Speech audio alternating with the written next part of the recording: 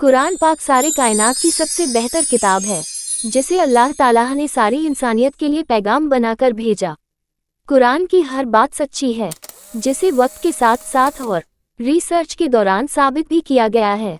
आइए जानते हैं मॉडर्न साइंस के बारे में कौन कौन से जिक्र अल्लाह ताला ने कुरान में बहुत पहले ही कर दिए थे, जिसका खुलासा आज के दौर में हो रहा है। फास्टिंग।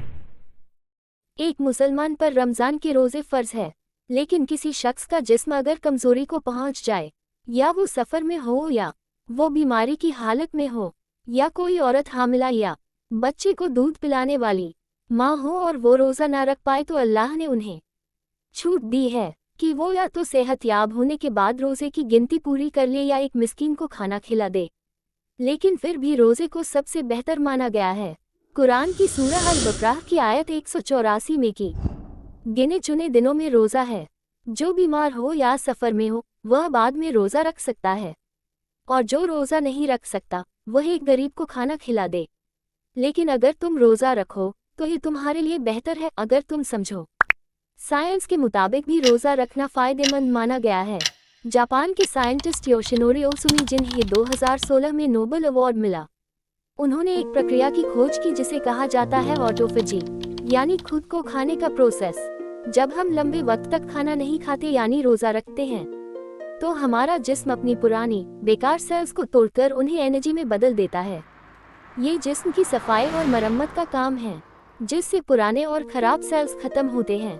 कैंसर, शुगर और दिल की बीमारियों का खतरा कम होता है। इम्यून सिस्टम बढ़ता है, दिमाग ज्यादा तेज चलता है, उम्र बढ़ने का प्रोसीजर धीमा होता है। कुरान 1400 साल पहले कह चुका है कि रोज़ा बेहतर है, अगर तुम समझो। Nuclear science. कुरान की सूरह अल-बकर की आयत 24 में है कि फिर अगर तुम ऐसा न कर सको, और तुम कभी नहीं कर सकोगे, तो उस आग से डर जाओ जिसका ईंधन इंसान और पत्थर हैं, जो इनकार करने वालों के लिए तैयार की गई है। इस आयत में अल्लाह चैलेंज कर रहे हैं कि अगर तुम कुरान जैसी एक सूरह भी नहीं बना सको जो तुम नहीं बना सकोगे, तो उस आग से डरो जो इंसानों और पत्थरों को जला देगी। कुरान 1400 साल पहले बता रहा है कि ऐसी आग होगी जिसमें ईंधन खुद इंसान और पत्थर होंगे। आज हम जानते हैं कि इंसान का जिस्म भी जलता है और कुछ पत्थर न्यूक्लियर फ्यूल की तरह काम करते हैं। इंसान की तख्लीक कार्बन, हाइड्रोजन, ऑक्सीजन वगैरह से हुई है। कार्बन आग में जलने वाला सबसे खास एलिमेंट है, और कुछ पत्थर जैसे सल्फर या यूरेनियम, प्लूटोनियम में बहुत ज़्यादा एनर्जी भरी होती है। यही पत्थर न्यूक्लियर रिएक्टरों और बमों में इस्तेमाल किए जाते हैं। ये पत्थर भीषण तापमान और विस्फोट पैदा कर सकते हैं, बिल्कुल वैसा ही जैसा जहन्नुम की आग का जिक्र किया गया है। Expanding universe. 1920 तक ज़्यादातर साइंटिस्ट मानते थे कि यूनिवर्स स्टेबल है, लेकिन 1929 में एस्ट्रोनॉमर एडविन हबल ने खोजा कि सारे गैलेक्सी आपस से दूर जा रही हैं। इसका मतलब था ब्रह्मांड लगातार फैल रहा है। इसका proof cosmic microwave background radiation (CMBR) ब्रह्मांड की गर्मी की बची हुई गूंज रेडशिफ्ट है, और आज भी नासा और साइंटिस्ट मानते हैं कि यूनिवर्स हर सेकंड एक्सपैंड हो रहा है। कुरान की सूरह अद-धारियात की आयत 47 में है कि और हमने आसमान को अपनी ताकत से बनाया और हम उसे लगातार फैला रहे हैं। हमने आसमान को बनाया, यह इस बात का इशारा है कि यूनिवर्स का एक ओरिजिन है। ये बिग बैंग थियरी से मेल खाता है, जो कहती है कि यूनिवर्स की शुरुआत एक विशाल विस्फोट से लगभग 13.8 अरब साल पहले हुई, और हम उसे फैला रहे हैं। अरबी शब्द ला मुसीऊन का मतलब है हम फैला रहे हैं। यह कोई पुरानी बात नहीं, बल्कि ऑनगोइंग प्रोसेस है। लेकिन कुरान ने यह बात 1400 साल पहले बता दी थी कि आसमान फैल रहा है, जबकि साइंस ने यह बात 20वीं सदी में ही मानी है। कुरान में अल्लाह सुब्हान व तआला ने अच्छाई और बुराई दोनों का ही जिक्र किया है। आज हम उनमें से एक अमल का जिक्र करेंगे जो कुरान और साइंस दोनों ही सूरत में गलत बताया गया है। वो अमल है होमोसेक्सुअलिटी। कुरान की सूरह अल-आराफ में आयत 80 में होमोसेक्सुअलिटी के लिए सख्ती से मना किया गया है कि हज़रत लूत अलैहिस्सलाम अपनी कौम को चेतावनी दे रहे हैं कि अफसोस, वे ऐसी जिस्मानी बुराई में लग गए हैं जो उनसे पहले किसी ने नहीं की थी, जैसे कि मर्दों का मर्दों के साथ जिस्मानी ताल्लुक बनाना। मेडिकल साइंस भी बताती है कि MSM, men who have sex with men, मर्द से मर्द के रिलेशन बनाने में HIV इन्फेक्शन का खतरा सबसे ज़्यादा होता है।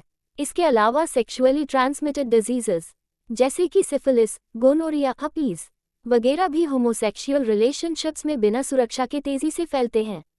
मेडिकल रिसर्च के मुताबिक लगातार गिल्ट, सामाजिक दबाव के वजह से होमोसेक्सुअल शख्स अक्सर डिप्रेशन, एंग्जाइटी और आत्महत्या के खतरे का सामना करते हैं।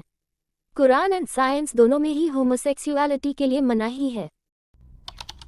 जैसा कि हम जानते हैं कि साइंटिस्ट्स का मानना था कि दुनिया में 3 टाइप्स की सब्सटेंसेस होते हैं, जो सॉलिड, लिक्विड एंड गैस होते हैं और स्पेस वैक्यूम्ड होते हैं।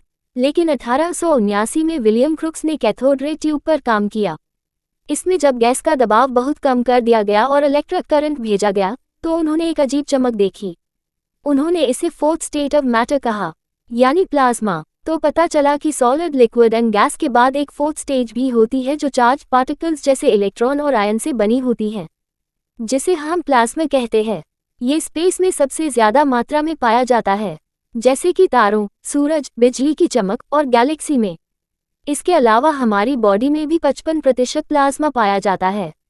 इसका जिक्र अल्लाह ने कुरान की सूरह अल फुरकान की आयत 59, सूरह हिज्र की आयत 85, सूरह सजदा की आयत 4 और सूरह अहकाफ की आयत 3 में किया कि वही है जिसने आसमानों और ज़मीन को और जो कुछ उनके बीच है उसे 6 दिनों में बनाया।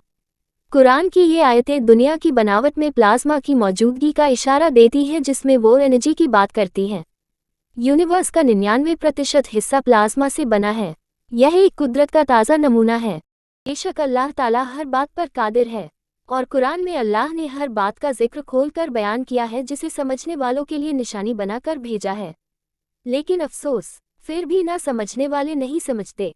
इस्लामिक जानकारी के लिए चैनल को सब्सक्राइब करें। वीडियो पसंद आए तो वीडियो को लाइक करें, कमेंट करें और ज़्यादा से ज़्यादा शेयर करें। मिलते हैं अगली वीडियो में।